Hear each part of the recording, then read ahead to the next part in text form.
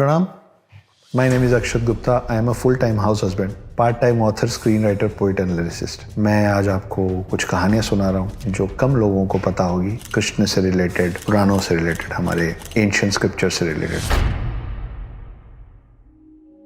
ये जो मैं बात करने जा रहा हूँ वो सभी माँओं और सभी बेटों के लिए। आप में से सभी लोगों का बचपन में कभी ना कभी हम लड़कों को ना लड़की का ड्रेस पहना दिया जाता है, जैसे बिंदी लगा के, लिपस्टिक लगा के और फ्रॉक पहना दिया जाता है। वो तस्वीर लगभग सभी लड़कों के पास अपने बचपन की है और उसको देख के हम लोगों को बड़ा एम्बेरसमेंट भी होता है, मजाक भी उठता है। अब वो तस्वीर देख के जब दूसरे देखते हैं तो हमको झिझक भी होती है, पर इसके पीछे भी एक कहानी है। तो हुआ ये था कि जब कृष्ण जी को बचा के यशोदा जी के पास ला दिया गया था और कंस की तरफ से बार बार हमला होता था बाल कृष्ण को खत्म कर देने की। कभी कोई राक्षस आता था, कभी कुछ होता था। उनको इन सब राक्षसों से और नकारात्मक शक्तियों से बचाने के लिए यशोदा जी ने उनको लड़की का ड्रेस पहना के उनको बालक की जगह बालिका दिखाने की कोशिश की थी, ताकि ये सब नकारात्मक शक्तियां और राक्षस वगैरह कंफ्यूज हो जाएं और उन पे हमला ना करें। तो आपकी जो माएँ हैं वो सब यशोदा हैं और वो सब चाहती हैं कि उनके हाथ में जो छोटा सा बेटा है, हर यशोदा का कृष्ण है। तो आपको जो लड़की का ड्रेस पहनाया गया उसके पीछे भी हमारी एक पुरानी कहानी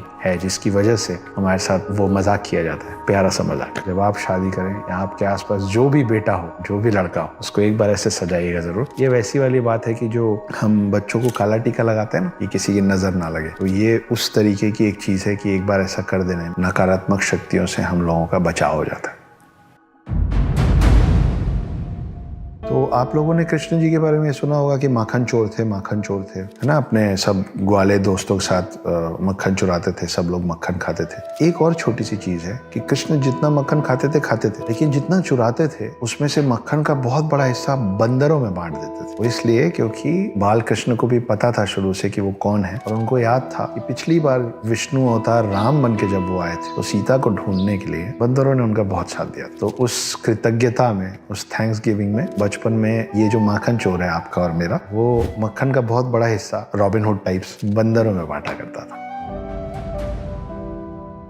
तो कृष्ण जी की जो ट्रेनिंग हुई थी वो उसका एक बहुत बड़ा हिस्सा उज्जैन में हुआ था। उज्जैन में एक ऋषि होते थे, ऋषि सांदीपनी। यहीं पे इनकी दोस्ती सुदामा से भी हुई थी। बलराम, कृष्ण, सुदामा, ये सब लोग इस उज्जैन के इस आश्रम में होते थे। जब उनकी पूरी ट्रेनिंग खत्म हुई, जाने के पहले वो ऋषि सांदीपनी के पास गए और बोले आप मुझसे गुरु दक्षिणा मांगिए। सांदीपनी बोले कि मुझे कुछ नहीं चाहिए, क्या ही मांग। तो कृष्ण जी ने उनसे कहा कि अगर मैं बिना गुरु दक्षिणा दिए आपके पास से चला जाऊंगा तो वो मेरे ऊपर एक भार रह जाएगा, तो जो आपको मांगना है मांगिए, मैं आपको दूंगा। तो सांदीपनी ने बोला कि मेरा एक बेटा था, वो खेलते खेलते समंदर के पास गया और चला गया, समंदर ने उसको निकाल लिया। ला सको तो मेरा वो बेटा वापस ला दो। तो हम लोगों को एक कहानी ये पता है कि कृष्ण जी कालिया नाग से लड़ने के लिए पानी के अंदर गए थे, लेकिन उसके अलावा भी एक बार वो पानी के अंदर गए थे। उन्होंने समुंदर को, सागर को ललकारा, बाहर आए और उन्होंने बताया कि एक शंखासुर नाम का एक राक्षस है जो समंदर के अंदर रहता है और जिनको भी वो कैप्चर कर लेता है उनको मारता नहीं है, उनको अपनी सेना में राक्षस बना के जोड़ लेता है, ज़ॉम्बी टाइप। जब वो अंदर पहुंचे तो उन्होंने देखा बहुत सारे और ऋषि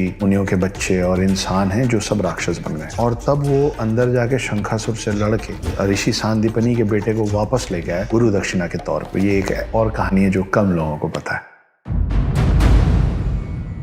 तो हम लोगों को ये मालूम है कि राम और लक्ष्मण जो थे, राम जो थे वो विष्णु अवतार थे और लक्ष्मण जो थे वो शेषनाग थे। जब रामायण खत्म हुआ, राम और लक्ष्मण ऊपर गए तो शेषनाग ने एक शिकायत की विष्णु जी से। उन्होंने कहा कि मुझे आप छोटा भाई बना के लेके गए और मेरी कोई बात ही नहीं सुनी आपने, क्योंकि मैं छोटा भाई था, मैं आपसे लड़ ही नहीं पाता था, आपको जो मन में आता था आप करते थे। तो विष्णु जी ने बोला कोई बात नहीं, अगली बार चलेंगे तो तुम बड़े भाई बन जाना। समय बीता, द्वापर युग शुरू हुआ और फिर विष्णु अवतार कृष्ण आए। कृष्ण के बड़े भाई थे बलराम, जो बलराम थे वो फिर शेषनाग थे और कृष्ण जो थे विष्णु अवतार थे। कृष्ण की जो दादी थी उनका नाम था मारीशा और कृष्ण की एक सौतेली माँ थी जिनका नाम था रोहिणी। रोहिणी के पुत्र थे बलराम और रोहिणी और मारीशा जो थे वो नाग जनजाति से आते थे, क्योंकि बलराम जो थे वो शेषनाग थे, तो उनको नाग जनजाति से ही आना था इस पृथ्वी में।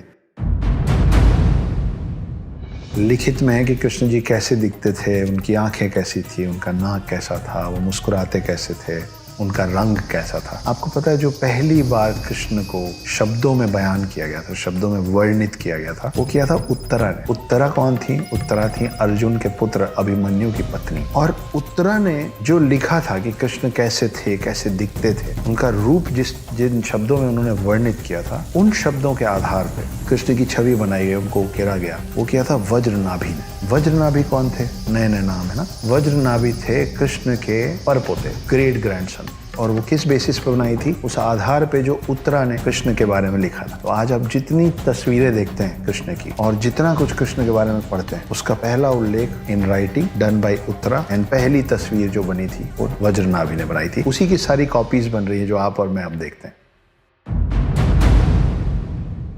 आप लोगों को पता है कृष्ण जी को ज्यादातर जगह जैसे चित्रित किया गया है, जैसे वर्णित किया गया है, जैसे उनके बारे में बात बताई गई है, जिस तरीके से उनको दिखाया गया, हर चीज थोड़ा आर्टिस्टिक थी। चलने का तरीका, बात करने का तरीका, मुस्कुराने का तरीका। यही कृष्ण जो गोपियों के इतने प्यारे थे, बड़े नाजुक से थे, बड़े कोमल स्वभाव के थे, वही जब युद्ध में उतरते थे तो उनका शरीर चौड़ा हो जाता था, उनका शरीर वज्र जैसा कठोर हो जाता था। वो जिससे लड़ने जाते थे वो उसके जैसे और उससे भी बड़े हो जाते थे। वज्र समझते हैं ना, पत्थर से ज्यादा कठोर हो जाता था उनका शरीर। तो वही कृष्ण जब प्रेम में होते थे तो बिल्कुल फेमिनाइन होते थे, और वो जब युद्ध में उतरते थे तो बहुत ही ज्यादा मस्कुलाइन हो जाते थे। ये उनकी एक शक्ति थी जिसके बारे में हम लोगों ने कम सुना है। आजकल एक नई बात चल रही है हमारे भगवानों के बारे में। वो ये है कि तुम्हारे भगवान तो बड़े कमज़ोर थे, तुम्हारे भगवान रोने लग जाते थे, अपनी पत्नी को नहीं बचा पाते थे। इस तरह की बहुत सारी बातें होती भगवानों के बारे में। ये सब सच है, पर ये बोलने वालों को एक और बात नहीं पता है, मैं बता देता। हमारे भगवान बीमार भी पड़ते थे। एक बार कृष्ण बीमार पड़ गए थे, बहुत ज़्यादा बीमार पड़ गए। तो वैद्य आए और बोले कि इनको प्रेम करने वाली कोई भी महिला अगर अपने चरणों की धूल इनके माथे पे लगा देगी तो ये ठीक हो जाएगी। और कृष्ण इतने बीमार पड़ गए थे कि मुश्किल हो गया था उनको ठीक करना। तो कृष्ण की 8 पत्नियां थी। सब लोगों के पास वैद्य गए और बोले आप अपने चरणों की धूल दे दीजिए, हम कृष्ण के माथे पे लगाएंगे, कृष्ण ठीक हो जाएंगे। इन सब ने बोला नहीं नहीं, कृष्ण हमारे पति हैं, पति परमेश्वर होता है, कृष्ण अपने आप में इतने महान है, उनके माथे पे मेरे चरण का धूल लगेगा तो मुझे पक्का नरक मिलेगा, मुझे ये पाप नहीं करना, मैं नहीं करूंगी। जब 8 की 8 पत्नियों ने ये करने से मना कर दिया तो ये वैद्य लोग जो थे वो गए गोपियों के पास, और गोपियों से जब यही बात कही गई कि कृष्ण के माथे पे आपके चरणों की धूल लगानी, तो सारी गोपियों ने अपने चरण का धूल निकाल के दे दिया। वैद्यों ने पूछा कि ये पाप आपको लगेगा, आप नरक जाएंगी अगर आप ऐसा करेंगे, फिर भी आप करने को तैयार। तो सारी गोपियों ने बोला कि हम कृष्ण से इतना प्रेम करते हैं कि कृष्ण के लिए तो हम नरक भी चले जाएं। अगर कृष्ण के भले के लिए हमको तकलीफ झेलनी पड़ेगी तो हम उसके लिए तैयार हैं। तो ये होता है असली प्रेम। फिर गोपियों के चरणों की धूल ले जाके कृष्ण के माथे पे लगाया गया और कृष्ण ठीक हो गए। कृष्ण जी के बारे में बहुत सारी चीजें बहुत सारे लोगों ने अलग अलग तरीके से लिखी। एक अजीब सी बात यह है कि पुरानी जितनी भी चीजें कृष्ण के बारे में लिखी हुई हैं, राधा का कहीं जिक्र नहीं। राधा का जिक्र बहुत बाद में आना शुरू हुआ है लेखन में। उसमें से एक लेखनी है जो कविताओं में पूरा कृष्ण के बारे में सब कुछ लिखा हुआ है। उस लेखनी का नाम है गीत गोविंद। ये लिखा था जयदेव ने। जयदेव बहुत बड़े भक्त थे कृष्ण के। तो एक बार हुआ यूं कि जयदेव बैठ के कृष्ण पे कविताएं लिख रहे थे, पूरी उनकी कहानी गढ़ रहे थे कविताओं में। और एक प्रसंग आया उनके मन में। वो प्रसंग ये था कि राधा पूरी तैयार होके कमरा सजा के बैठी हुई थी, कृष्ण के आने का इंतजार कर रही थी। जब कृष्ण आए और राधा उनके पास गई तो कृष्ण के कंधे पे किसी और युवती का बाल था। ये बात राधा को इतनी तकलीफ दी कि उसके बाद राधा कृष्ण से कभी मिली नहीं। जब ये बात जयदेव को लिखनी थी तो जयदेव को समझ ही नहीं आ रहा था कि मेरे आराध्य हैं ये, मैं इनका भक्त हूँ, मैं इनकी इतनी पूजा करता हूँ, मैं ऐसी बात इनके बारे में कैसे लिखूं, जिसको राइटर्स ब्लॉक बोलते हैं हमारे भाषा में। वो सोचते रहे, उनको लगा मैं ये नहीं लिख पाऊंगा, मैं ये नहीं लिख सकता। उन्होंने सोचा लेट्स टेक अ ब्रेक।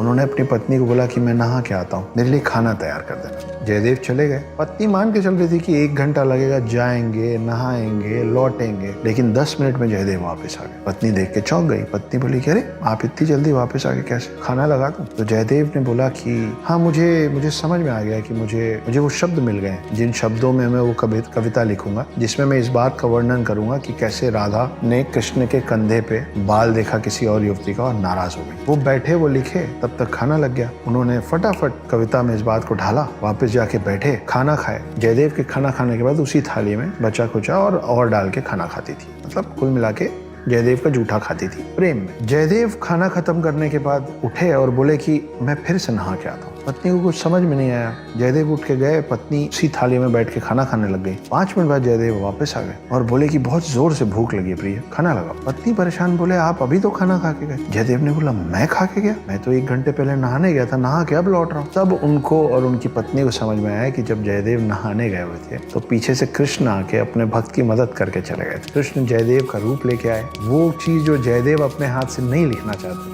उसको कृष्ण ने कविता में ढाला। तब तक पत्नी ने खाना लगा दिया था, तो उनकी अपने भक्त की पत्नी का निरादर नहीं करना चाहते थे, इसलिए बैठ के खाना खाए। और तब जयदेव को समझ में आया कि मेरे आराध्य, जिनका मैं इतना बड़ा भक्त हूँ, जिनको मैं कभी नहीं देखा, वो दर्शन देके चले गए मेरी पत्नी को, और मेरी पत्नी जिस थाली में खाना खा रही है वो कृष्ण का जूठा खा रही है। और उस दिन के बाद जयदेव अपने पूरे जीवन अपनी पत्नी के थाली में अपनी पत्नी के बचे हुए जूठन से अपना पेट भरे और अपनी पत्नी का चरण स्पर्श किए, क्योंकि पत्नी वो हो गई थी जिन्होंने कृष्ण के दर्शन कर लिए थे। आप लोगों ने 3 इडियट्स देखी है? मैंने देखी है, बहुत अच्छी फिल्म है। इसमें आमिर खान का जो रोल है, जब वो कॉलेज में होते हैं तो उनका नाम होता है रणछोड़ दास श्यामल दास छाछड़। याद है? रणछोड़ जो नाम है वो भी कृष्ण का एक नाम है, और ये नाम उनको इसलिए मिला था क्योंकि वो रण को छोड़ के भाग गए थे। ये सच है। तो हुआ ये था कि जब जरासंध ने हमला किया था कृष्ण की नगरी पे, तो कृष्ण ने ये निर्णय लिया कि ये लड़ने का वक्त नहीं है। तो सारे जो यादव थे, जो बहुत अच्छे लड़ाकू थे, योद्धा थे, वो रणभूमि छोड़ के जाना नहीं चाहते थे। उन्होंने कहा हम लड़ेंगे, भले हम लड़ते लड़ते मर जाएंगे, लेकिन हम अपनी भूमि के लिए, अपने राज्य के लिए लड़ेंगे। और तब कृष्ण जी ने कहा था कि हमेशा युद्ध ही एकमात्र जरिया नहीं होता है। अगर हमेशा सब लड़ते ही रहेंगे तो प्रोग्रेस कब करेंगे, आगे कैसे बढ़ेंगे अगर लड़ के मर जाएंगे। तो ये जो शक्ति है अपने अंदर और ये जो कर्मठता है, इसको सिर्फ युद्ध में मत गवाओ। Progress, be progressive, and if you want to progress you will have to stop fighting. इस कहानी में मजा आया? अगर मजा आया तो ऐसी ही और अनसुनी, अनकही, अनदेखी कहानियों के लिए स्टे ट्यून्ड।